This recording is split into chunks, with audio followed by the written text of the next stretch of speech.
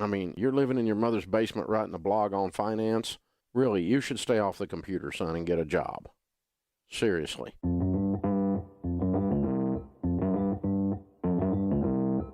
Live from Joe's mom's basement, it's the Stacking Benjamin Show.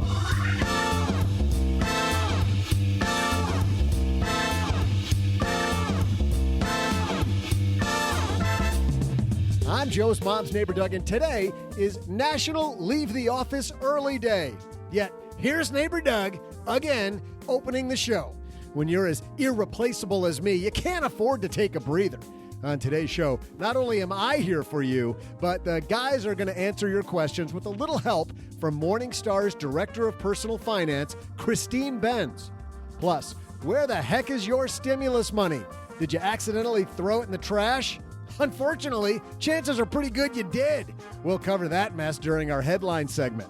Then we'll also toss out the Haven Lifeline, and of course, I'll briefly humor you with some of my work-related trivia. And now, two guys who really need to start picking up a little more slack around here. It's Joe and O-G.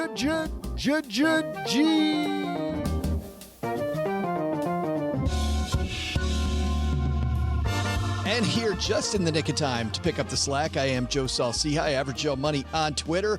Welcome to Wednesday, everybody. Let me be the first one to welcome you. We have the coffee hot. We have the microphones hot. And across the table from me is the man with the cold, hard outlook on life, the one and only OG. Somebody said something about going home early. Just want to clarify that. Just want to float that. If we could just float that maybe a little bit. I'm going to put in a solid, 50 minutes today. What if we could take all of our stuff from the show and put it instead in a newsletter? Wouldn't that be cool? I don't know. Reading. Sometimes it's hard. Not sure that would go over. StackingBenjamins.com/stacker is the way that you can augment this incredible audio experience with some fantastic writing from yours truly. Follow along picture book. You've heard the podcast. Now get the paint by numbers version. The companion guide to the podcast. StackingBenjamins.com/stacker is the place to keep up with all the stuff going on in the basement. Some big stuff coming up. We're going to have details about an event coming up June 17th. We are rolling out the big guns, OG. Guests on the way. You and I know tentatively who's coming, and it's an event that people don't want to miss. 7 o'clock to 9 o'clock Eastern, but details in the Stacker. StackingBenjamins.com/stacker first. We'll, of course, have them here, but later. But either way, mark your calendars. Today, mark your calendar off for the next hour because we are taking your letters. But first, we have some headlines, so let's get started, man. Hello, darlings. And now, it's time for your favorite part of the show, our Stacking Benjamin's headlines. Our first headline comes to us from Market Watch. It's written by Nicole Len Pesci. Check your junk mail. You ever go through your junk mail? I did this last week. I have SaneBox, and I really like it for my email. SaneBox, if you want to sponsor the show, grab on a board. I'm also a SaneBox user. I believe I referred you to SaneBox. You did refer, and by the way, completely restored my sanity. But every once in a while, I go into the Sane archive or I go into the Sane black hole, and there is something in that file folder that I probably should have seen earlier. Okay. See, I never go to those places and figure if you're in the black hole, there's a reason for it. There's no way out. Just like Interstellar. Well, maybe you want to check it, OG, because Nicole writes this headline: check your junk mail. 4 million Americans are getting their stimulus payments as prepaid debit cards, not checks. The EIP cards come in plain white envelopes, which some people have thrown away by mistake. Oh, when she talks about junk mail, she's not talking about email. She's talking about real. Wow. You got that. Good job. Fantastic. Congratulations. Yes, you're welcome. She writes, don't throw away your junk mail or you might throw away your stimulus payment. The U.S. Treasury Department and the Internal Revenue Service began sending out economic impact payments as prepaid debit cards last week. So almost 4 million Americans still waiting for their cut of the $2.2 trillion CARES Act can expect to get their stimulus money in the form of an EIP card as opposed to a paper check.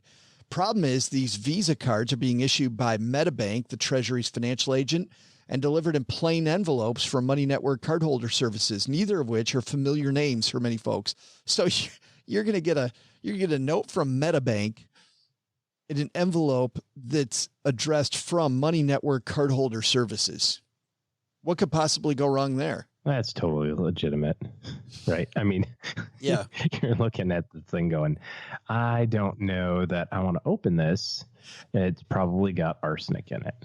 But you do open it, and instead there's what looks like a prepaid debit card. And then you cleverly go to Mrs. OG. Hey, look at this. They made this look like an actual debit card. Don't ever fall for this. Never fall for it. Is there a letter in there or anything? Or is it just straight up a card that says, use me? There is a letter, but you actually have to open the envelope. Thomas and Bonnie Moore, Southwest Florida, are one such pair. Would you want to have your name in here? Well, I was going to say that's the problem with this is that at least when it comes from the IRS and it's a check, you know what you're looking for, but they can't write IRS stimulus debit card attached, on the outside of the envelope for obvious reasons. So I don't know. Thomas and Bonnie Moore. There's a better way to do that. Of Southwest Florida, one such pair, they told CBS affiliate Wink TV that they chucked their EIP card because they were expecting a stimulus check. My husband looked at it briefly, read it, and said, do you want this? And I said, I don't need another fake card. So he cut it up in little pieces. Next thing you see is I'm in the garbage can trying to put all the pieces together, which, wait for it, she then says, did not work. So what's the remedy for that? Can you call them and tell them you never got it? There is a $7.50 replacement charge if the card is lost. So when you call in to the IRS to get a new one, they're going to charge you $7.50, OG. So the Treasury Department is making $7.50 on each one of these. Got it. Okay, cool. Maybe that's part of the plan. That's how they're going to pay for the stimulus checks. The $7.50 fee that they charge everybody else. It's like a big government-run pyramid scheme. If they throw away their stimulus check and they throw away theirs, then we pay for yours. Isn't this how this all works? This is Americans helping Americans. Exactly. Please throw away your stimulus check. Debit card. We'll fool them. Yes. Good news. We just gave away trillions of dollars in stimulus money and turned a profit. And it's all because of Earl in Peoria. There you go. Or Tom. Hello, Earl. Yes, or Tom. Correct. Tom and Bonnie. Our second headline comes to us from Reuters. This is written by Katie Paul. With the remote work plan, Facebook dashes hopes of paycheck arbitrage. You see this news last week. With Facebook's adoption of permanent remote work on Thursday, Chief Executive Mark Zuckerberg has untethered one of Silicon Valley's biggest companies from the place that incubated it. Twitter did this as well. And Square. Jack Dorsey told people, OG, don't come back to work ever. Well, he didn't say ever, but he said, for the time being, you don't have to come back to work. You can work from wherever you want. And all of a sudden, people had dreams of working from wherever. And then Zuckerberg did the same thing just to catch people up. But next paragraph. But he also dashed a Silicon Valley dream. The tech workers will be able to take their generous salaries with them as they flee the Bay Area's crushing housing cost, dirty sidewalks, and crowded roadways. This person doesn't write for the Chamber of Commerce. I guess not. Apparently. That's how you really feel about San Francisco. Wow. As lockdowns dragged into their third month, message boards popular with well-paid tech workers have lit up with fantasies of working long-term from tropical beaches and spacious houses and affordable small towns in the Midwest. Does this mean I could apply for a job in Silicon Valley and work remotely from, say, the Caribbean? Asking for a friend, wrote one user on Blind, an app designed to let workers swap information anonymously. Afraid not, Zuckerberg said, addressing employees in a publicly broadcast live stream on his Facebook page. The company, one of Silicon Valley's biggest employers, is giving U.S. staffers who are approved to work remotely until January 1st, 2021, to update the company on where they plan to base themselves, at which point their salaries will be adjusted to reflect the local cost of living. Can't I continue to base myself in San Francisco and just happen to be living in Barbados or something. At your second home. Employees who attempt to wiggle around these compensation adjustments will be subject to, quote, severe ramifications. So disciplinary action. You will be fined. Zuckerberg comes over to your house or you got to go over to his house and wash dishes that night. That's probably what's going to happen. Considering that Facebook knows everything about everything, like, have you noticed that when you Google something, magically that shows up on your Facebook feed as an ad somewhere? Immediately. I'm pretty sure that he would be like, so OG says he's living down the street here in San Francisco. Your search history says that you're in St. Thomas. And that you love Ginsu knives. That's exactly what I searched for. What do you think about this? About changing the pay structure based on where you live? It seems to me that the pay is the pay is the pay. It's the work, OG. Well, the problem is that you've created this guideline already. You've said that this job is worth this amount of money. You know, it's going to be tough for people to accept the lower pay, even if they do move, because that's the benefit of moving, is that you get the higher pay and the lower cost of living if you do.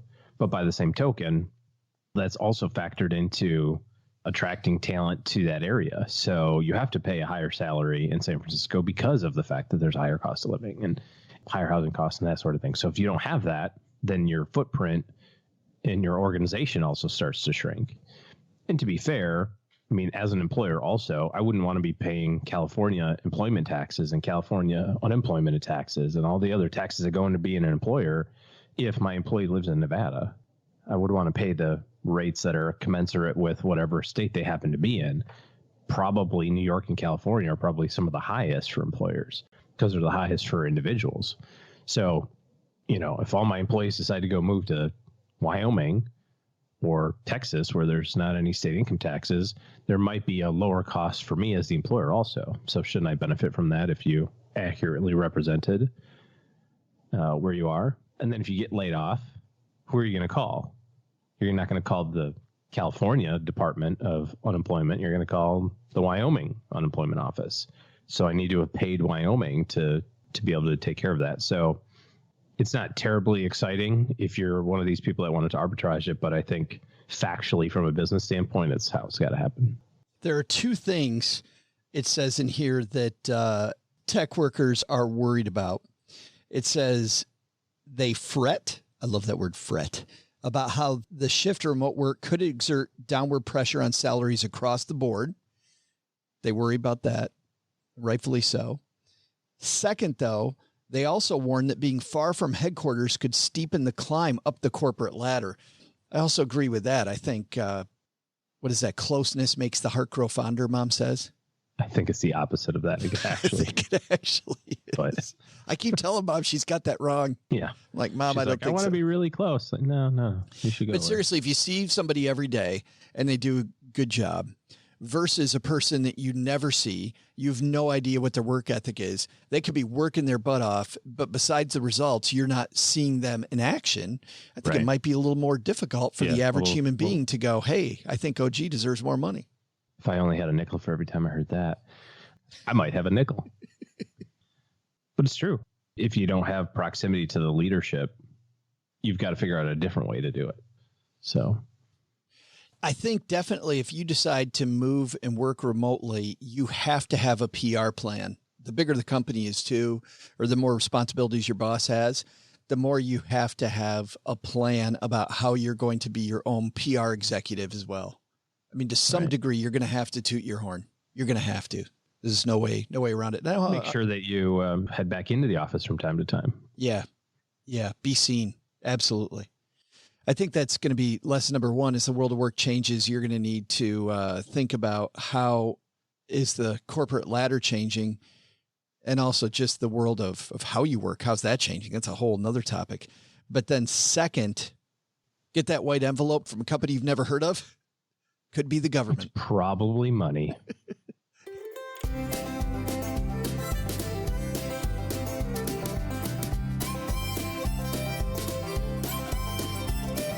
All right, today we have invited you to be our guest, so congratulations. Many of you have asked us questions.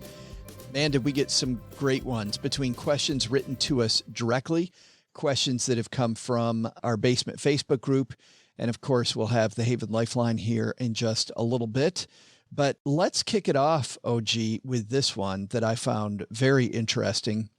Tim asked us what episode he could listen to. He heard recently that we may have problems with target date funds, and he wanted us to just point him to an episode where we talk about that. And I thought, how about this one? Because we haven't talked about it in a long time. And B, according to our numbering, Tim, we're on episode 902. And there was a while that we didn't count episodes that we used to have shorter episodes on Friday, and we didn't count those episodes as true episodes. And we also haven't counted rewind episodes where the Fin Turn is here every 8 weeks for a week, going back to some of our favorite old episodes. So we may be around episode 1200, and I have no idea. We've talked about target. Someone else should count that and get a free T-shirt. Somebody go back and count our episodes for us. Tell us what episode we're on of this show. Sounds like Grandpa just going, kid, go count the episodes. But let's talk about target date funds, because while there are some good target date funds, there are many, many, many poor target date funds. But before we even get into that, let's talk about the concept of a target date fund, OG, and what it does, because also not all target date funds do the same thing, and that creates some confusion. The idea behind a target date fund is that you pick your retirement or somewhere out there about your retirement. So you're 40 years old, you're going to retire in 20 years. So you pick the 2040 fund. Within that fund is a collection of other investment funds managed by the same company. And as you get closer and closer toward your retirement date, the idea is that it becomes more and more conservative, and that's handled for you automatically. So you don't actually have to do that on your own.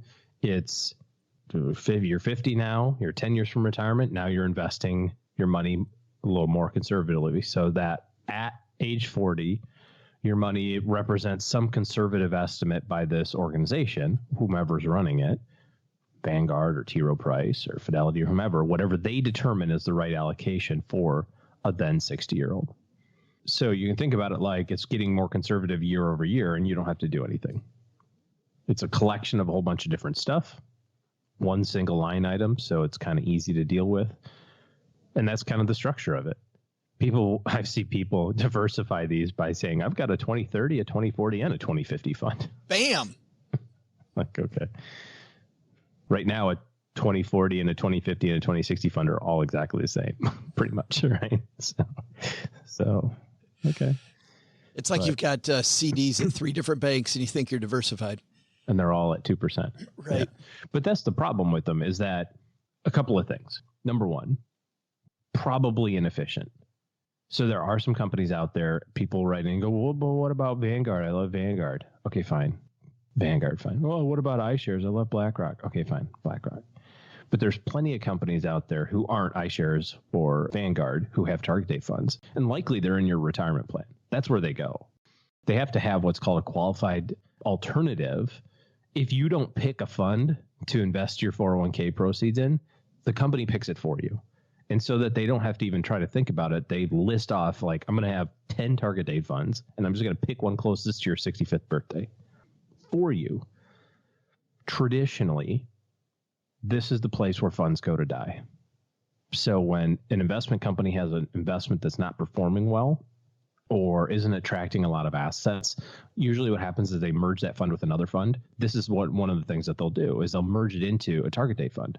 They'll say, well, this fund and that fund aren't really doing anything for us. We're not bringing on a lot of money. So let's put it all together and make it one fund. We'll say it's this whole new thing, and that should generate more money, but it's it's one less thing that we have to take care of.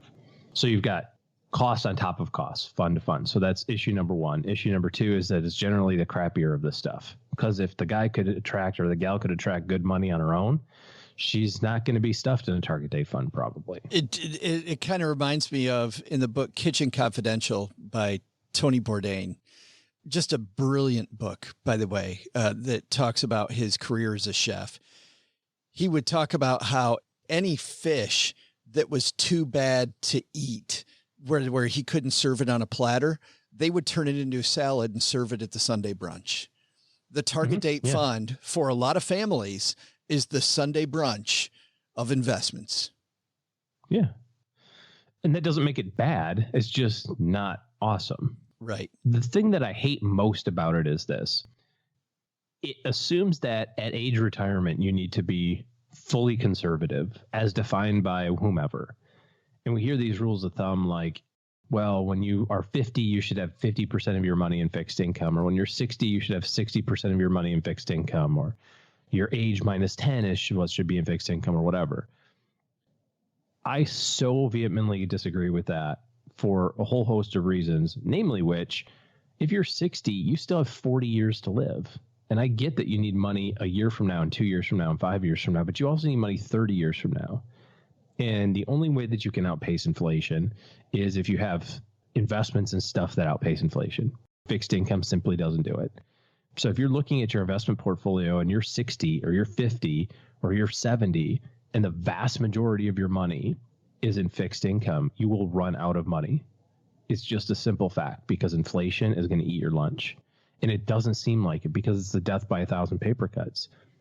But we all have these stories, and Joe, you have them more because you're a lot older than the rest of us. But whoa. You know, I remember when gas was.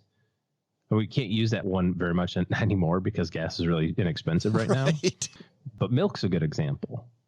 I go through 3 gallons of milk a week in my house at least. I have 3 kids. It's $5 a gallon for milk. I remember taking $1 from my dad's wallet and walking to the store to get a gallon of milk when I was a kid. And now it's five times that.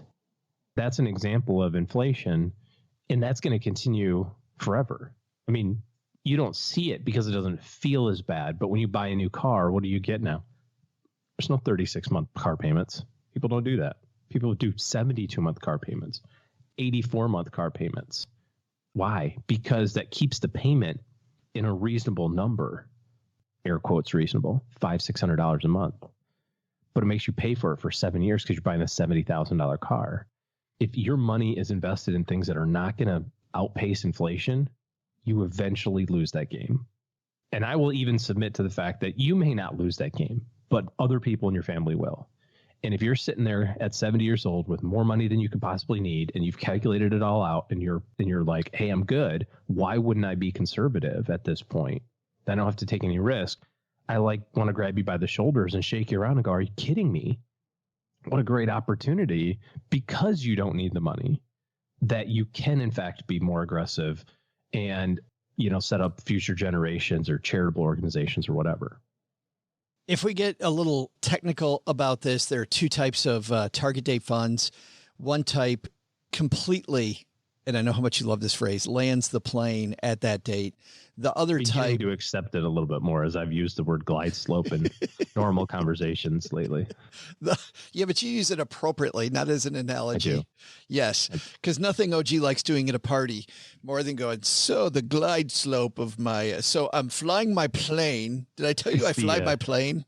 Yeah, that meme. How do you know that somebody does CrossFit or is a pilot? They tell you in 5 minutes. Right.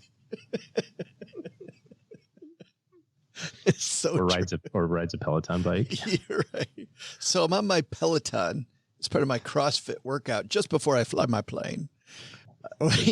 But some completely land the plane, meaning they get incredibly conservative on that date. But most of them even are through that date, meaning they're kind of in the middle of landing the plane. But either way, OG, they're both too damn conservative. So if somebody out there is thinking, well, wait a minute, I don't have that type. I've got one that just kind of landed. You're still, if that's the beginning of your retirement, you're saying for most retirements, you're still getting too conservative too early with too much money. Well, and think about the impact of that. All of your calculations are based on what? Hey, I've got a stock portfolio. I'm going to get 10% a year. I'm going to get 8% a year. And you're figuring that out when you're at 40 years old. Okay, I got to max out my 401k, max out 2 Roth IRAs. My spouse got to max out his 401k, and then I'm good. If I get 8.5%. Well, here you are at 50 with an investment that is designed to only get you 7. or 6.5 or 5 or whatever the number is. Think about the impact of how much additional money you need to save because of that. And, and that just kind of compounds and goes beyond that too. And when do you find that out? You find it out when you're 3 years from retirement going, dang, I thought I'd have more money by now. Yeah. And then you look at your investment account and go, why is it only averaging 4.5% the last 10 years? That sucks. I need to do something different for these last few years. And instead of having a good plan for 20 years, you just jerking the wheel around with 3 years to go, trying to get that extra push. You get emotional, make stupid money decisions. This is why I want to talk about this more for Tim again, only because we haven't talked about this in some time, OG. One of the big things that you and I worry about is compound interest. And people think a lot about saving. They think a lot about asset allocation, putting their money in the right place. But part of what people think, I think too much about is, quote, security when I get to retirement. But security is having enough money. And when you start backing down that chance to get a higher rate of return too early, what you're missing out on is the biggest doubling of all. So as an example, you're 20 years old, you get an 8% rate of return on your money. There's this rule called the rule of 72, where you take the interest rate you think you're going to get, you divide it into 72. This, by the way, is fun to do with your retirement money all the time. I remember doing this over and over. Oh, and my money's going to double here.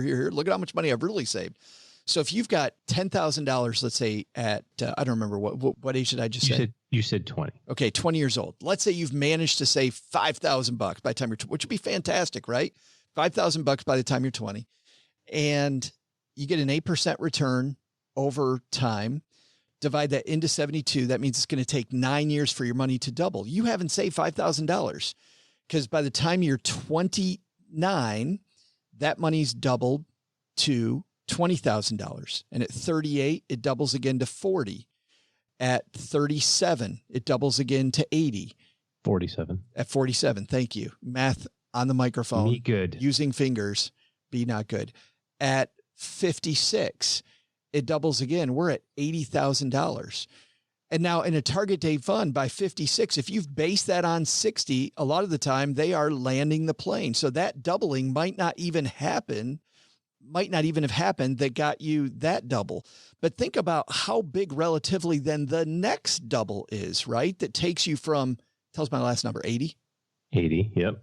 Which takes you from 80 to 160,000. I mean, you turned $5,000 into a six-figure number, but you blew it. 10,000 into a six-figure number. You turned 24 cents into $6 million just because I can't do math. No, but you turned $10,000 into a six-figure thing. Yeah. By 65, except if you would have had at 56, if that starts getting more conservative, that last double doesn't happen at 65. It happens at 75, right? Because you go from an 8% return down to a 4% rate of return. All of a sudden, it doesn't take 9 years to double, it takes 18 or whatever the number is. So it's really impactful. I have one more issue with this, and it's the same issue that I have with people that tell you to put all your money in one fund. There is this thing a lot of financial planners use, and a lot of people who aren't financial planners use, called the efficient frontier. The efficient frontier looks back over all the different asset classes and says, historically, if you have this mix of investments, depending on your tax rate and depending on the return you need, there has been a most efficient way that you've got there. And even though that changes a little bit over time, doesn't change all that much. So you can get pretty analytical on your own with your own goal. And it's not that hard to find. And I don't understand when people tell me, they're like, well, Joe, a target date fund, people get directionally the right way. And that's okay. And I say, yes, person I just made up for this discussion, that is directionally okay. But when it's just one step further, why do we stop there? It's like we decide there's going to be a new world. So we all get on the Mayflower. We get all excited, but then we stand there on the deck and go, yeah, it's right there. Like nobody ever gets off the damn boat. Why don't we just go one more step from a target date fund and diversify our own money based on our own goal? It isn't that target date funds, OG, aren't directionally okay. they are directionally okay. But when the next step is so damn easy and we decide that we're stopping there for some arbitrary reason because we can't spend another half an hour looking this stuff up, doesn't make sense to me. And there, ladies and gentlemen, is the answer to Tim's question. What episode? This one. Right now, Tim. Our second question. Oh boy, we're on question 2. At this rate, we're going to get through 2. I know. Well, maybe we should do a little rapid fire. Because I said so. Well, and actually this one, we're not going to go rapid fire, unfortunately, because Jonathan wrote this one in our Facebook group. And if you want to hang out there with us, head to stackingbenjamins.com/basement, and that will take you right to the Facebook page. Gertrude, Mom's friend, who is the room mother over there, will ask you a few questions at the door, and then you can have fun with us there. But Jonathan said, my good friend's daughter just graduated from college. What are some good books for young adults just about to start earning full-time income once we can start going back into the office? I've seen you remember listening to an episode a while back, which Joe interviewed an author of one such book. I did. But before we get into authors, you know what, OG? Let's widen this topic a little bit. People graduating right now, what are the big things to know? And just in time, I think I hear the phone ringing. Hello, Mom's Basement. This is Joe. Hey, Joe. It's Christine Benz from Morningstar. Hey, Christine. How are you? I'm good. I'm hanging in there. How about you? Well, good. And it's great to talk to you. And it's funny you called right now because, believe it or not, we just got a letter from a man named Jonathan whose daughter is graduating from college. And what timing? Because you just wrote something about that, Christine. I did. I wrote a piece offering advice, financial advice, to new grads because they're graduating into such a weird time. And so I think there are some things to talk about that are specific to this environment, as well as some things that are more sort of evergreen pieces of financial advice. Well, OG and I are going to weigh in on a specific question, which is what books do we recommend? But just in a broader context, what do you think the most important thing is for somebody graduating college that they need to know right now? Just make sure that you aren't spending too much time comparing yourself to your peers because it's a fraught time. There's a lot going on, obviously, in the macro environment, but also it's a stressful time. And so the trap that people can fall into, and they can stay in it for a long time throughout their lives, is that they're just constantly benchmarking their financial success relative to other people. So you're looking at, what sort of apartments your friends are renting or what kind of cars they're buying or whatever it might be. And you just get yourself on this treadmill that ultimately doesn't provide much happiness and adds stress to your life. So whatever you can do to kind of get away from that comparison trap, the better for your long-term mental health as well as your financial health. It's funny, Christine, whenever I talk to financial planners, they always tell me the number one question they get is, how am I doing versus everybody else you work with? And every financial planner I talk to says their number one answer is, who cares? It's you against your goals. Exactly. And this is something that we work with investors on, about why the best benchmark is how are you doing relative to your proximity to your goals, not how you're doing relative to your peers or your neighbors, or even how the market has performed at large. It's how close you are to reaching your goals and whether with each paycheck you can get a little closer to that. Now, I have that framework of it's me against my goals. What's the next thing I think about? Well, I think a key thing to think about, no matter your life stage, is do you have some kind of a safety net in place in case something happens to your well-laid plan? So, we often talk about the importance of people having an emergency fund. It's just some sort of reserve set aside to tide you through a problem like what we're going through, where we have very high unemployment rates, for example. The idea is that you're setting aside some liquid reserves. The nice thing is when you're coming out of college, you're used to, most of us, making do on very little. You may be used to eating ramen. You may be really loving shopping in the thrift shop for your clothes. So you probably have not engineered yourself into this really high standard of living. That's great. That's a terrific life stage to really begin building an emergency fund, building up those liquid reserves. It's funny because during the boom years, remember that ended like just a few months ago? Yes, right. I do. During back in the day when we traveled and ate at restaurants, during those days, though, I remember people fighting me all the time, Christine, on that safety net because it doesn't earn any real money. And yet, look at now, if people with a safety net really, I think we all have a better appreciation for a safety net than we did just a few months ago. Absolutely. And the nice thing about the life stage of someone who's just come out of college is sometimes they really haven't laid their life plans yet. So they may be content living at home with their mom and dads. In fact, I have some peers who are moms and dads who say that they're really loving this time with their new grads, with their young adults. And so I think that that's a good thing about this life stage. I'm going to link to your piece on our show notes page at stackingbenjamins.com, and I just pulled it up. Your next bullet point is to let return on investment light the way. That's a big one, but I want to focus on the next one. Get started on long-term investing, even if you're starting small. You and I both know, Christine, that people don't start early enough. And what's cool is if you're lazy like I am, if you start earlier, your money will do a lot of the heavy lifting so you don't have to. Absolutely. And the thing I think people don't realize is that you can get started in investing with very small amounts. That advent of exchange-traded funds, low-cost index funds is great for small investors. You can start an account with as little as $100. And if you add to it regularly, that can be so incredibly impactful, even if you're not adding large amounts.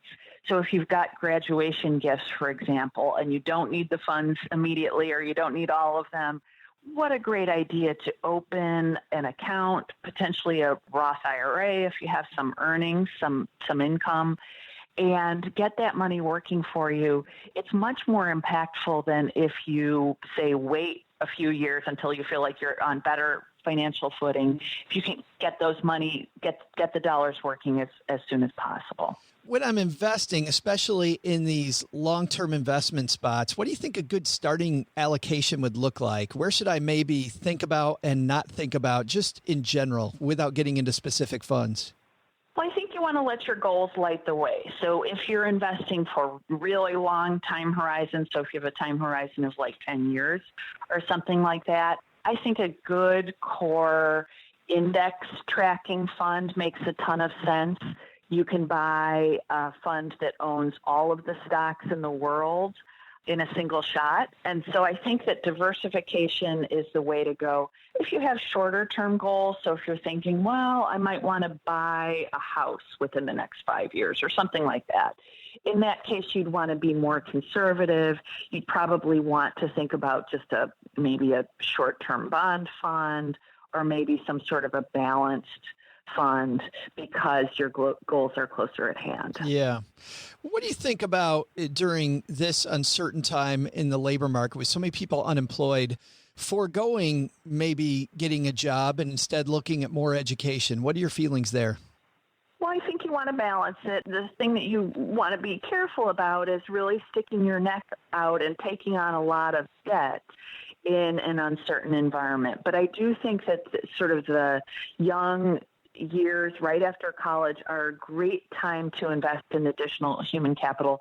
Doesn't mean that you sign on for several years of law school or you have to go to med school or anything like that. It just means that as you are getting your career up off the ground, that you are pursuing additional education. Maybe it's some training that your employer pays for. Maybe it's some sort of certification that will add to your value. But I love the idea of making those investments in human capital before you have other complicated stuff going on in your life. So before you have children, maybe before you're married and your spouse is expecting a certain amount of time from you, it's a really great idea to think about making those investments of time and money in burnishing your human capital. So growing your ability to earn money over time. Christine, where were you when I was 23? Yeah. Where was I when I was 23? I was living at home and, having fun, which is important at that life stage too. Yeah. And I love your last point here that really puts a cap on everything. If you don't mind, share with everyone how you finish out this piece, because I think this is probably the best advice of all. Yeah, well, it's so important to think about how you are allocating your time. And this is something that's important to all of us at every life stage, just to stay mindful about whether you are allocating your time in line with your values and what you find important. And I think this is a good time to maybe pick the brains of people you respect and love and ask them, what allocations of their time are they really grateful they made? So maybe they had a friend who was not well and they spent the time visiting with them and learning from them. Just being mindful about how we spend our time is just as important as being mindful about how we spend our money. And it's something to consider throughout our lives, not just at the life stage when you've just emerged from college. It's funny. The older I get, the more that rings true. I think when I was 23, I was thinking joy. I can worry about joy later. I'm going to do the grind now. And yet I look back and think, man, should have. I wonder, Christine, if there might be a place where I might get more of this goodness. Well, yes, thank you. It's Morningstar.com is our website. It's mostly all free. All of my work there is free. And all of the articles and videos and everything else are free. And we have lots of great research and data that's available. So you can research investments and also find good personal finance advice. Well, what a timely time for your call. Thank you so much for helping us and helping Jonathan with his question here. Oh, well, thank you so much, Joe. It's been my pleasure. Big thanks to Christine. Congratulations. What a weird year to graduate from. College, high school, anything. We were walking around Purdue University last week, and all the graduates out there in their caps and gowns, taking pictures, having their own personal graduations. Just a strange year. That's something, hopefully, that this year's class will be able to say that no other class will be able to say, fingers crossed, that they had this unique year of graduating. But let's go on from what Christine said, the broad-based, what do they need to know, to back to Jonathan's original question. What are some books you like, OG? If you're giving a graduate a book, what do you like? I like a really short one. It's like a card that says congratulations and there's money inside. Books that I like. Oh boy. Why don't I go first while you think about it then? Brian Ursu. It depends on the topic, I guess. I mean, Brian Ursu is the person who Jonathan was referring to. Brian will link to his episode that he was on in the show notes. He actually is a financial advisor in Northern Michigan, and his daughter said, Dad, I want some books about what I need to know. So he gave her all of the typical books. And she came back with, man, these feel like they're written for somebody who isn't just out of college. And he laughed and said, well, what if somebody wrote a book like that? So he wrote a book called Now What that I really like. And we can link to that. Also, a second book I like, not specifically about money, but just about what to think about life. A couple of years ago, maybe 18 months ago, we interviewed Colleen Bordeaux. My interview with Colleen, frankly, surprised me, not because it was good and not because the book was good, but because we get tons of pitches a week for people that want to be on this show. And when I was combing through them, her pitch was so good for someone that I'd never heard of.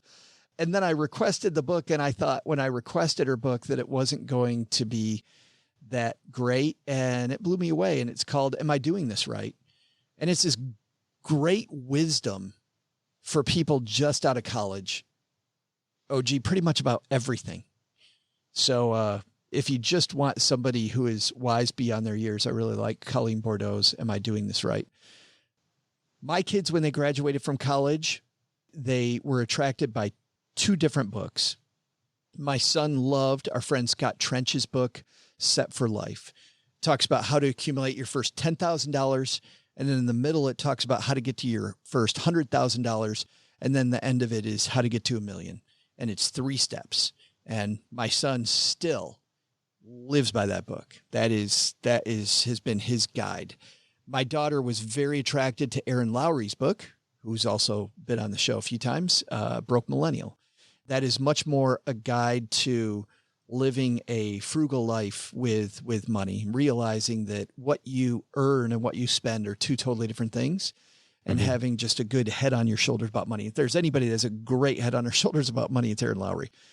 Fantastic. So we'll link to all of their interviews talking about their books if you want to dive into those. Those are a couple that I really like. I agree with you on both of those books. I'll add to it a couple of little more philosophical ones. Richest Man in Babylon, I liked a lot. Yeah. I like that book, OG, because it's just a story. Well, that's kind of the trend for me. I really like storybooks. I'm not a big fan of books that are with lots of words. Yeah. So you can have pictures, that's helpful. Drawings, tell the story. But anyways, I think David Bach's Automatic Millionaire is pretty good. It's pretty simple to get through. The idea is, just set yourself up for systematic type stuff and automate your way to it.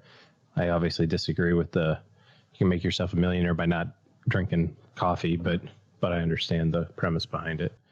Earlier, we were talking about having to be your own PR person.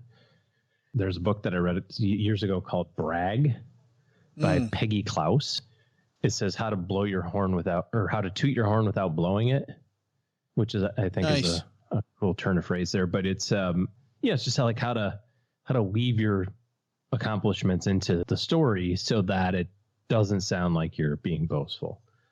Which I think people sometimes just don't, you know what I mean? It's just not very easy for people to talk about what they're good at or whatever. Yeah, that's great. On that note, by the way, Keith Ferrazzi, Never Eat Alone, is a classic book that has come in great on that front. And we also had Susan Rowan on a couple of years ago talking about her book, which is now one of those classic books that people hand out, which is How to Work a Room. And whenever you go to any event, being able to effectively work the room is absolutely great advice. Great advice when it was written over a decade ago, maybe over 20 years ago now, and still great today. And I'll link to the episode where we had Susan on. A couple other ones pop in my head here on leadership. So West Point Way of Leadership, I thought was pretty good. And then I'll tell you something that really helped me early was a subscription to Harvard Business Review, which sounds a little intense, but just reading that stuff and just how other people were thinking about things, and then kind of going down the rabbit hole of going like, I like how this guy is writing about this topic. Most of those people who write for that also have other books out, or certainly lots of other articles. So it just provides a more advanced conversation than maybe what you're used to in your dorm room, let's say. I'm surprised. I don't think it's a bad idea to be ahead of the curve. No, and I'm surprised that you said that, but I really like that. It is for people that haven't priced Harvard Business Review. What OG just said isn't cheap. It's probably $120 a year or something. Yeah, it's going to be an expensive magazine subscription. However, what Harvard Business Review does really well that I like about your recommendation is not only are they talking to the top thinkers in the world of work, but the discussions that they're having, every issue of that, are so timely. Like they are having the top conversations that are going on in the workplace as they're happening. So not only are you on top of current events, but you're also getting some pretty usually timeless thinking about how leaders are thinking about those events. Yeah, leadership, strategy, whatever. Yep. And the only other thing that I would add for new college graduates is don't stop working out. So whatever you're doing right now, you got to do it until you're 100. Because when you turn 40 and you try to start doing it again, everything hurts. It's absolutely great advice. I thought I didn't have time to work out anymore after being a college athlete, and immediately became this pudgy dude who didn't take care of himself, and still regret that today, because I try every day now not to be a pudgy dude who doesn't take care of himself. And I've been working that forever, run all those marathons, and I still the pudgy dude. Still the pudgy dude. Don't get out of shape. All right, OG and I, it's time for us to grab a cup of coffee. Doug really wants to celebrate, get out of work early day, I think. I thought we were getting done early today. I know. What's up with that? Yapping too long. But Doug's got it from here, and we'll be right back with more of your letters here in just a minute. Hey there, trivia fans. You know, I'm pretty much the James Brown of this podcast because I am definitely the hardest working man in trivia. Joe's mom's neighbor, Doug. And even though the calendar says today is National Leave the Office Early Day, we all know that I am far too valuable to leave before delivering on to you and yours the best part of today's show. Yeah, the trivia. While everybody's out at the neighborhood pool, what could possibly go wrong with that?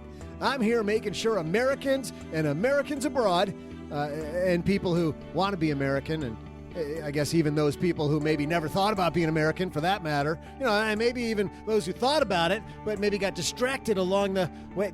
Whatever. You know what I'm trying to say. That's right. Time for me to head out to show Joe's mom's friend Gertrude what real cannonballs look like.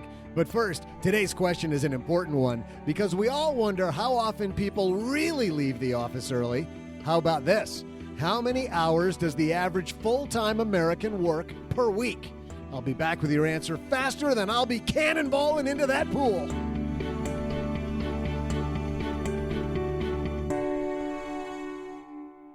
Big thanks to Student Loan Hero for supporting Stacking Benjamins. If you're ready to pay off your student loans, well, guess what? Student Loan Hero is the place with the plan. There's been a lot going on in student loan world lately, and if you want to stay on top of all the latest, plus make sure that your student loan plan is actually a plan and not just debt, it's time for you to visit Student Loan Hero. By the way, lots of people thinking about how they're going to pay for their education this fall. I know a lot of people wondering if they're going back to school in the fall.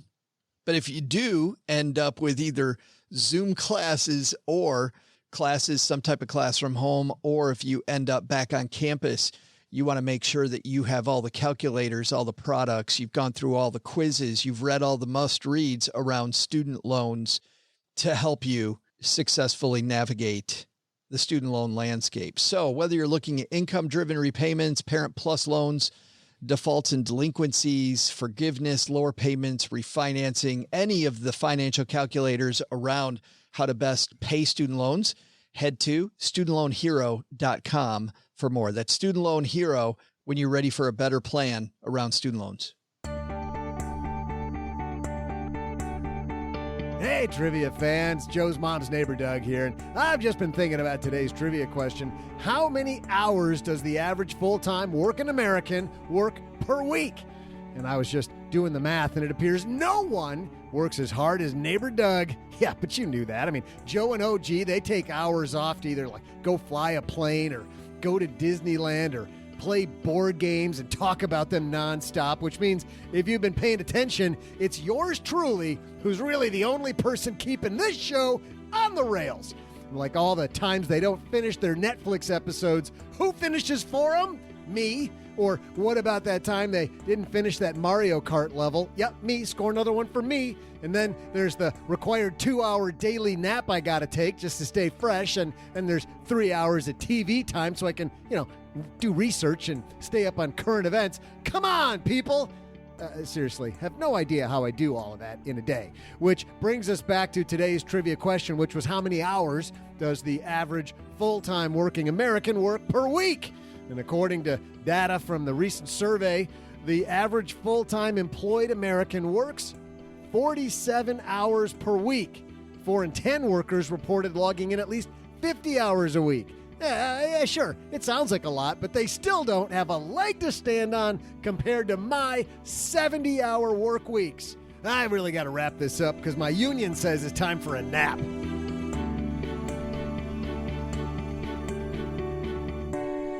Nice job there. You were close. You said 45, 47 hours a week. It's too much. Work harder. Work smarter. Whatever. Same. Yes. I know you think that's less than 47 hours is what I mean. You think that's too many hours unless they work for you. Then it's not enough. And everybody who works for me would tell you that I've never once asked them how many hours they worked that week. I asked them if they got their stuff done. You're not the Ebenezer Scrooge in the story, no? Oh no, I'm that, but I don't. But I don't ask how many hours. Hey, let's take a quick break here and answer the Haven Lifeline. OG, we're going to tackle some of life's most important questions. Our friends at Haven Life Insurance Agency, they put what you value first. Margaritas, because we're getting out of work early today. Hey-o. I like that. It is Friday happy hour. Even though it's a Wednesday? Basically, tomorrow's ruined. I can't do math. I have no idea what day it is. I understand. By the way, welcome to the malaise that is hanging out in the basement for the last you should go outside more. 12 weeks. Holy cow. Yeah, Wednesday happy hour. I'll take that. Hey, Friday early this week. That's not bad. But it's your loved ones and your time. If we can spend more time with a margarita and our loved one. That's why they've made buying quality term life insurance actually simple. Head to stackingbenjamins.com/Haven Life now to get a free quote. Application is super simple and getting easier all the time. It's all online. Prices are affordable. Of course, they're issued by Mass Mutual, a company that's more than 160 years old. And today we're going to throw out the lifeline to our friend Tammy. Hey, Joe and OG. My name is Tammy. I'm from Portland, Oregon. I love your podcast. It totally cracks me up. I do have a question, but I'd like to give you a little background first. So I'm 56 years old, recently divorced. I work as a nurse at the VA Medical Center, and I'd like to retire when I reach my full pension age of 62. At that time, I'll receive about $2,000 a month in pension and then Social Security. I'll take that at a later time. I'll own my own home outright in about a year. It's worth about $550,000. I have $425,000 in my TSP account, $170,000 in various Vanguard accounts, and a 6-month emergency fee. I max out my TSP retirement at $19,500 per year, plus I contribute the $6,500 in catch-up funds every year. I live a pretty frugal life. Besides, I do travel, but I travel frugally. So my question is, years ago when I started investing in TSP, I only invested in the G fund. I did convert to the L or the Lifestyle 2030, 2040 funds later on, but still have $160,000 sitting in the G fund, making little interest. Do you think I should take a chunk of that G fund money and put it into the Lifestyle fund in hopes of increasing future earnings? Thank you so much, guys, for taking my question. I look forward to hearing your recommendations or advice. Keep up the good work. Love your show. Hey, thanks for that question, Tammy. And asked and answered, Your Honor. Well, let's go through it again. This is exactly right, though. This is what I was talking about. She has the G fund, which for those who aren't familiar with TSP, there's 5 major places you can put your money. The C fund, which is the S&P 500. The S is a small company fund, and I is international. G is government bonds, and F is fixed. So she's got all her money in government bonds, and then a whole bunch of money in 2030, which I don't even have to look up. I already know is pretty conservative. The Lifestyle fund is a target date fund by the government. So all of her money is super conservative and wants to retire at 62 and will likely live another 30 years. So that money will run out because of inflation, likely because of the fact that it hasn't grown. And now we're at this weird position, right? Because she's 58 and she says, hey, I want to retire in 4 or 5 more years. Do I start getting more aggressive now that I'm right on the door? The time to do that was 20 years ago when this $400,000 would be worth $1 million for right now, had been investing in stocks the entire time. So I don't know the answer to this. Based on what she said, it sounds like, you know, her pension will be a few $1,000 bucks. Social Security probably will be a few $1,000 bucks. with a TSP of $500,000, you know, that can easily be a few $1,000s a year in terms of income. So, you know, without a house payment and $4,000, $5,000, $6,000 a month of income, should provide a pretty nice lifestyle. Yeah, and it's interesting, OG, as you're talking, just to define it for people, what I think that you're going through right now is, while Tammy was very specific, and people think about all the time the things that they have to draw from, the key question here that we don't know the answer to is, while she says she's frugal, when is she going to need each dollar? Because if she's going to retire soon and needs a bunch of that $60,000, you certainly don't want to move it out of the G fund now. But if her goals are longer term, then move all of it out. Yeah, this is just a great example of exactly how this story ends every time. And I swear, hand to God, I had no idea that this question was coming when I said this 25 minutes ago about the target date funds. But this is exactly how this story ends. You get to the point where you're a few years out and you go, I just don't think it's growing fast enough. Now what? And it's too late at that point by being conservative or being in stupid target date funds. So here's what I would do.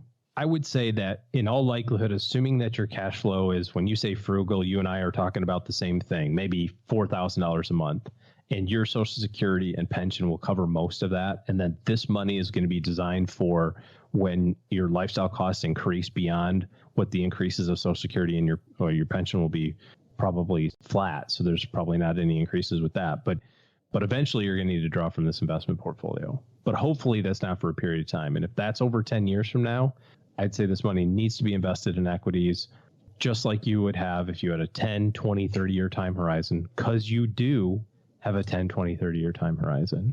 And you have a cash reserve, so that's good too. And just be okay with the fact that it's going to go up and down a whole bunch more. So yeah, right. Exactly. When you move the money out of that fund, you're going to see the C is going to get a little choppier. It's going to get choppier. Oh yeah, that's what C means. C stands for choppy. Choppy ride. What does S stand for then? Not smooth. Way not smooth with small companies. Yeah. What's I mean? I hope this goes back up. I thought you were going to say like international waters. Very choppy. Yeah, maybe. I don't, I don't know. Tammy, thanks for that question. And by the way, you know, we're about to get a bunch of emails, I know ahead of time, OG, people asking if their target date fund is okay. No, they all suck. End of story.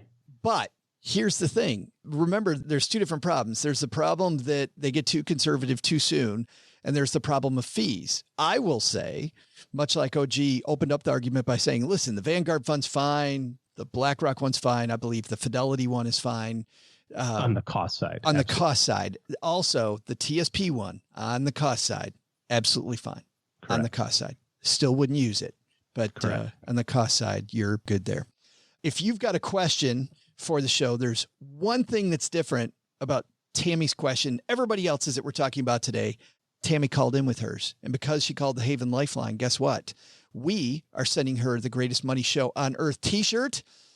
Brad was just a stacker of the week in our basement, and he said that that was his favorite design. I think it's my favorite design as well. StackyBenjamins.com/voicemail if you'd like to have us answer your question as well.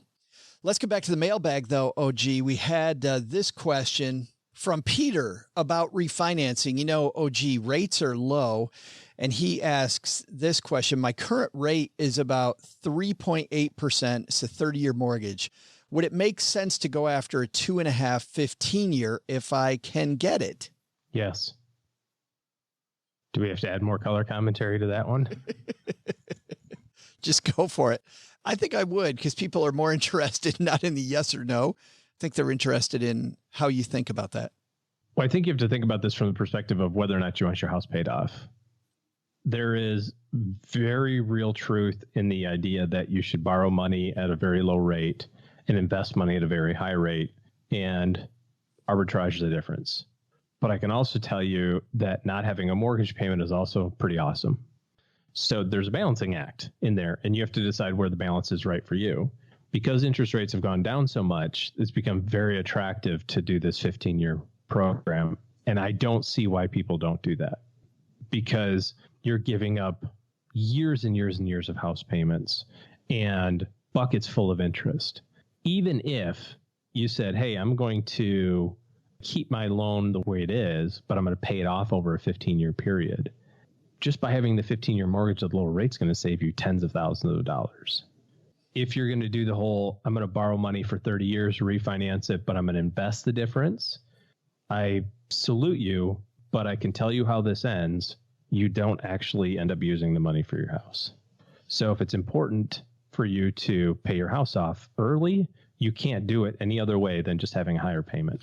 I've never seen anyone in 22 years of doing this work take $200,000 out of their account to pay off their house. I've seen people take $20,000 out of an account to pay off their house. I always say that nobody makes their last house payment. No, but I'll tell you what does happen. I mean, to be fair here, because I've also seen this a lot, OG. And I'll start off by saying you don't want to do this if you're not going to follow this to the T, because there's a lot of math wizards out there that say that they can do this and then they end up doing nothing. I've met so many people, professors, so many people who know all the answers, but follow none of them. But one thing that I successfully did with clients and have done to some degree myself is take out the 30 instead of the 15. You only want to do that if the rate difference between the 15 and the 30 are close. And for different reasons, which beyond the scope of this question, sometimes those rates are very close together. Sometimes they're a lot different from each other. So if the rate is close, figure out what the 30-year is, figure out what the payment would be for the 15, take the difference between the 30 and the 15 and invest that in an S&P 500 mutual fund.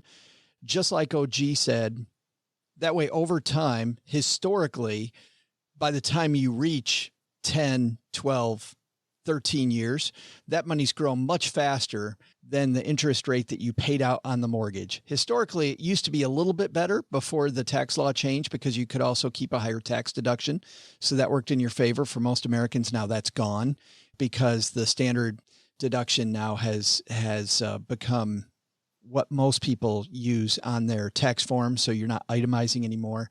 But still, historically, in most markets, you've come out well ahead. To OG's point, I've never seen anybody use that money to pay off the mortgage. Been a great strategy, lots of extra money sitting there. Also, if you have problems, you're able to then not worry about your house as much because of the fact that you only are going to be responsible for that smaller 30-year payment than the 15-year payment that you have with the 15. But I have seen this, even though people don't pay off the mortgage, they will have that pile of money make the mortgage payment because they've seen how it's grown faster. So they'll then hook that up and have that make the payment. And then they don't make the payment anymore, which frankly, for a lot of people, that's what they're worried about. I will say though, I see a lot of people take this concept of invest the difference between the 15-year and the 30, do all the math, OG, and then they never do it. And then they never do it. Yeah. They say they're going to do it and they don't do it. It's just like people that say, and I'm not advocating for permanent life insurance versus term life insurance, but when somebody tells you to buy term life insurance and invest the difference between a permanent policy and a term policy, I never see people invest the difference. Yeah. They don't do it. And by the way, that doesn't make permanent policies better. I'm just saying I hear that all the time. Buy term and invest the difference. And I throw up in my mouth a little bit because it's just sounds great. That's what people say and it sounds cool. Doesn't happen. Yeah. But I would do the 15 because it's hella good interest. And trust me, in 15 years from now, you're going to be happy that you did a 15-year mortgage. You may not be happy over the next 15 years, but in 15 years from now, you will be happy. Get that crap paid off. And then you have 15 years of not making a house payment. Our next question comes from Mary, and she actually gave us an email link to The Economist and a piece that she wanted us to talk about. And this is in the leaders section of the mid-May edition, May 14th edition. Has COVID-19 killed globalization? It says the flow of people, trade, and capital will be slowed. The piece reads, even before the pandemic, globalization was in trouble. The open system of trade that's dominated the world economy for decades been damaged by the financial crash and the Sino-American trade war. Is it Sino or Sino? Now it's reeling from its third body blow in a dozen years as lockdowns have sealed borders and disrupted commerce. The number of passengers at Heathrow has dropped by 97% year on year. Mexican car exports fell by 90% in April. 21% of Trans-Pacific container sailings in May have been canceled. As economies reopen, activity will recover, but don't expect a quick return to a carefree world of unfettered movement and free trade. Thanks for sending that in, Marion. She wanted us to discuss it. And I have some definite thoughts, OG. I have none. So this will be all on you. Well, that's not true. I have one thought, two thoughts. Now I'm having lots of thoughts.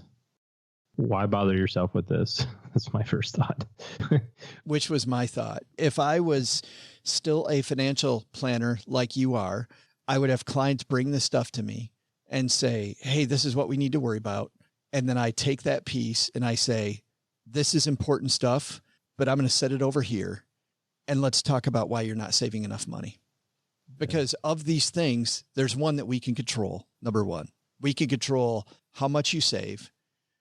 We can also. Doesn't it mean that the market's going to crash because of the fact that the imports from Norway are going to slow based on the herd mentality of the transatlantic Greenland versus North? I have no freaking idea. I love that chart. And I don't know if you have this chart, OG, but you and I have seen this on a lot things of financial. I give a about, things I don't. Just two items That's on the chart. No, it's the chart of the stock market going up over time, long periods of time, because the stock market, even though it's not the economy, is a reflection of companies' ability to make money over time, right? That's what it is. Right. Yep. So if that's the case, the stock market always, by always, I mean over long periods of time, has to go up. Doesn't mean it's going to go up every day, but over long periods, it has to go up. Otherwise, there's no profit happening. Companies aren't making money. Companies go out of business. We've got bigger things to worry about. If everybody goes out of business, well, then all we need isn't even gold. We just need a gun and a cave and some rations. Yeah, seeds. Hopefully enough water to keep us moving. And that's what we need. What we need otherwise is to know that this type of thing that Marion sent to us, and this is what I like about this chart, because it's a chart of the stock market going up, and then all these points in time why you shouldn't invest right now. You've seen that chart. And I love it. It goes back to the 1920s and every stinking reason why you shouldn't invest. And it's like every 3 years there was another one. And by the way, and they weren't bad reasons, always great reasons why it doesn't make sense to invest at that time. Yeah, I think that ultimately there are some really, really, really smart people out there. I don't think that you and I proclaim to be either of those people that are out there. But, does this stuff have an impact?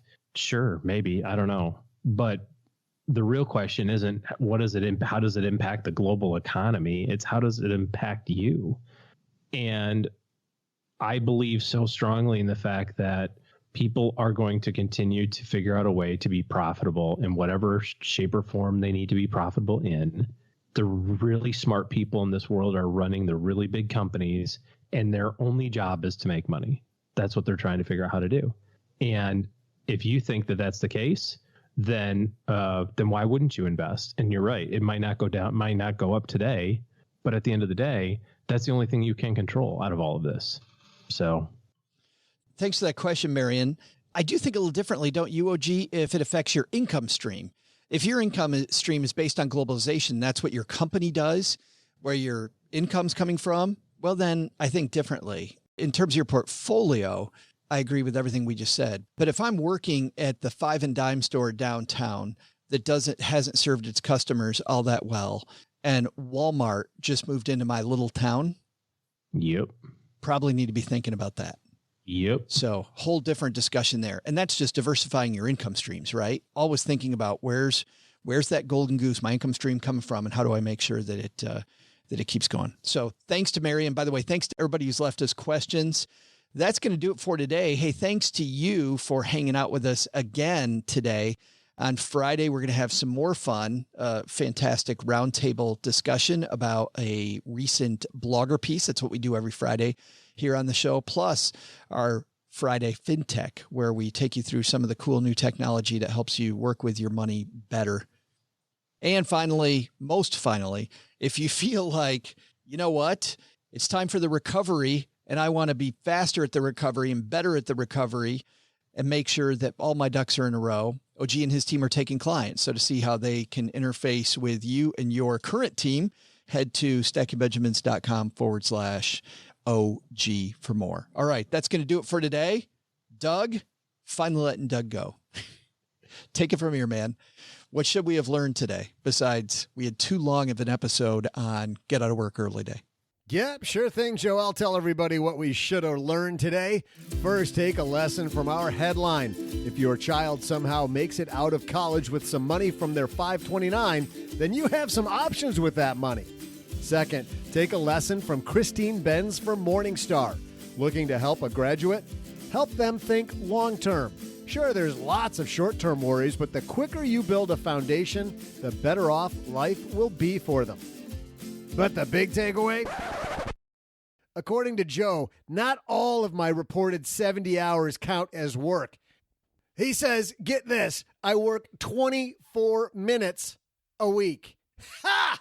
My naps add up to more than that, dude. Good one, Joe. Nice try. Looks like another labor dispute brewing here in the basement. The whole crew here at Stacking Benjamins would like to send a special thanks to our 2 listeners for changing their names every time they send in a new letter. Those listeners are so smart and creative. Good questions, people. Thanks also to Christine Benz. You'll find the Morningstar blog and more on investing at Morningstar.com.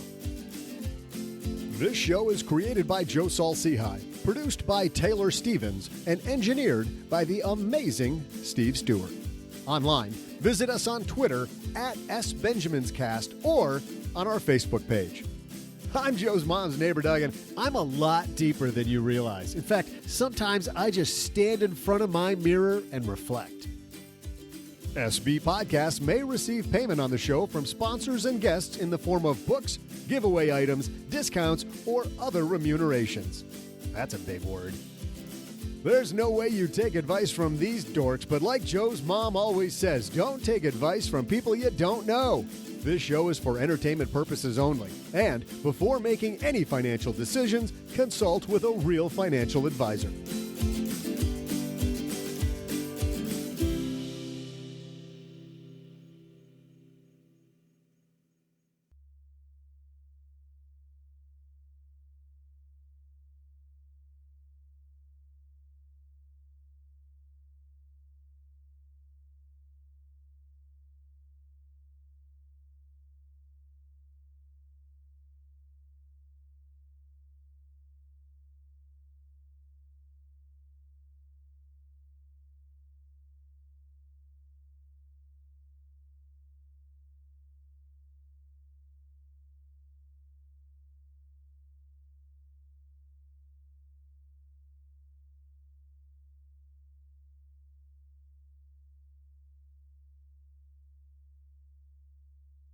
Welcome to the after show. This is the part of the show that doesn't exist. What happens here, guys, stays here. If you're here for more money talk, most of the time you can say goodbye. And today we're going to talk a little bit of money because money factored into a recent exchange that OG had. My wife and I were at dinner and we were sitting next to Tim McGraw and Faith Hill, and they invited us to join them for dinner. And my wife's like, hey, we should do this. And I said, no. And they're just sitting right there. They're sitting like right at the next table. Like, hey, why don't you join us? But is it also one of those things where you're sitting and you kind of look over casually and you realize that's Faith like, Hill? Holy yes. Like one of those. Yeah. They're like, hey, why don't you join us? And I'm like, no, it's okay. And my wife's like, yeah, we should do that. And I said, no, they really don't want us to, because they're like filthy rich and they just say that to be nice. I mean, like really rich, I think. They don't want, strangers dining with them. Right. They're just they're just polite. Yeah, they're being polite. Like, hey, why don't you join? I'm like, no, it's okay. You guys have your dinner. I've said that to people before. They're still kind of sitting next to us. You've said that to people before. You're like, hey, why don't we do? And the whole time you're thinking, I hope they say no. Please say no. Please say no. Right. So this goes on. We have dinner. And then the whole next day, she's super peed off. Right. Like, I can't believe we would have been friends with them. And she's calling her friends. My stupid husband wouldn't let me have dinner with Tim McGraw and Faith Hill. They're totally our people. This whole thing's going on. I'm like, sweetheart, listen to me. They do not want to be our friends. And I said, you know what? They live down the street from us. So just walk down the street, knock on the door, bring them some brownies, and be like, hey, remember us? We were at dinner. We would like to be friends, and see what really happens. Just in case. She kind of closes the door and like, oh, cool. We're full up on friends right now. Right. Click. Right. Yeah. But I'll still take the brownies. Like if it were you coming to my house, I would say, no, OG, I don't want to be friends, but I will take the brownies. What kind of brownies? Are those chocolate chip brownies? So I'm just getting, for days, I'm just getting yelled at about this whole situation. And then I woke up. And so I really didn't have dinner next to Tim McGraw in Faith Hill. It was a terrible, great dream. I don't know. It happened like in this 45-minute, in the middle of the night, the stupid house alarm goes off because power goes out. And so like at 5 o'clock in the morning until 6:45, I'm wide awake, and I'm just sitting there going, I should probably get up, 5 more minutes. I'll get out of bed in 5 more minutes. Joe's ready to record. I should head down to the basement. He'll be super excited if I made coffee in advance. Be on time for the first time ever. And then I fell asleep. And when I woke up, I was just like, man, I'm such a jerk. And then I just remembered, no, that was a total dream. I did not have dinner with them. And my wife is not peed off at me. What I love about that is that you fell asleep, not friends with Faith Hill and Tim McGraw. And you woke up still not friends with Faith Hill. I had an opportunity. And Tim McGraw, and you're pissed. Now you're upset about it. And well, I'm not upset about it. I'm upset that she's upset about it because I don't think they really wanted to be friends. I'm sure that not even in your dream did they want to be friends.